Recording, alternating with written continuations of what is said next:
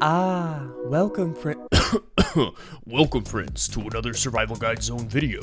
Today we'll be looking at some tips and tricks to get you out of WeWorld and onto fighting real monsters like trogs and raptors or something. Enjoy!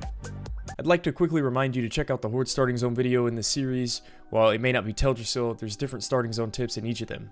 Likewise, I'll bring a different perspective to this starting zone as well. When I think of Teldrassil, I always roll a druid, and I'm reminded of how slow druid leveling is 1 to 20. And because it's so slow to pick up pace and combat efficiency, it's also dangerous, and you really can't fight more than one mob at a time. To combat this, you can level professions such as cooking, first aid, maybe pick up herbalism and alchemy to spam health potions on cooldown, grind a level to be ahead of the content, but you already know these things. What I want you to start practicing in Teldrassil is path manipulation.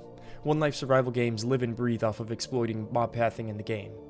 Running around the base of a tree, a fallen branch, or kiting mobs around a fence post can make even the most difficult mobs a breeze, or it might just be your last resort and save your hardcore run. So that was really...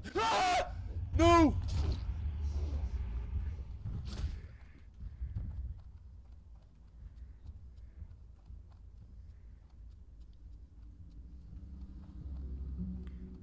Next, I'd like to go over some high-profile NPCs in Teldrassil, which will give you trouble.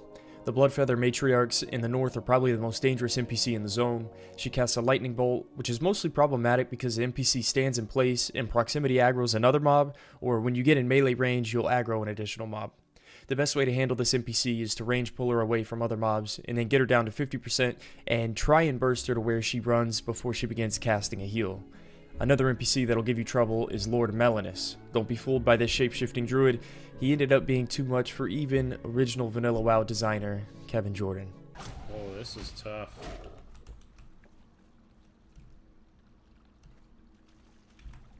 Especially when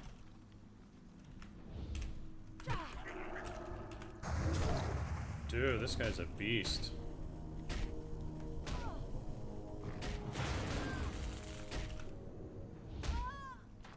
Lastly, you're going to want to avoid the Borrowed Den. Like the Undead starting zone, maybe I like to complete the crypt before leaving the area for morale, but there's really no reason to go in here. It's got multiple patrols, mob density, tight spaces, and respawns. All a recipe for disaster in this level range. You can tackle caves and multiple mobs when you've got more abilities in your toolkit, but I normally opt to skip out on this area. Before leaving the zone, make sure to complete the quest, The Shimmering Frond.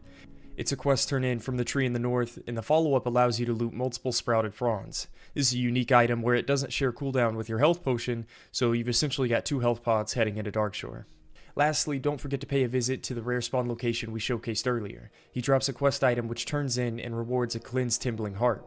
This is a fun item which summons a pet to aid you for 20 minutes. You might save this for one of the difficult escort quests at Darkshore, or for a 20-minute grinding session on Furbolgs to get a level ahead of the content.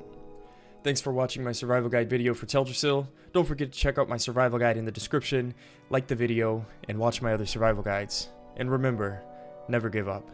You're not a failure if you don't give up. Peace!